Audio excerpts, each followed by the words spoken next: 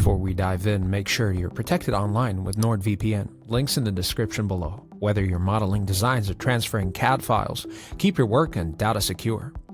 If you're working in 3D design, two names dominate the space, Creo and SolidWorks. But which one fits your workflow better? Let's break it down. Now, Creo, developed by PTC, is a powerhouse, built for complex product design, especially in mechanical engineering and large assemblies. It supports parametric modeling, real-time simulation, and additive manufacturing tools, all in one platform. Creo is often preferred in aerospace, automotive, and enterprise environments for its scalability and advanced surfacing. SolidWorks, developed by Dassault Systèmes, is known for its user-friendly interface and intuitive workflows. It's popular in small to medium businesses, startups, and education for mechanical design, prototyping, and assembly models.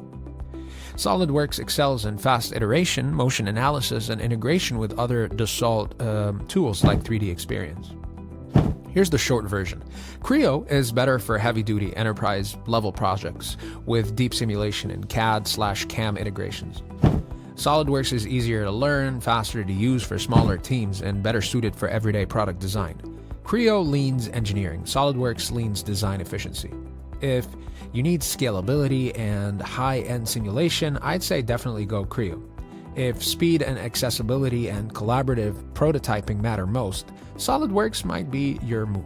If this video helped, give it a like, subscribe for more comparisons on just different technological things and internet things. And for more videos like this, give us a like and I'll catch you in the next one.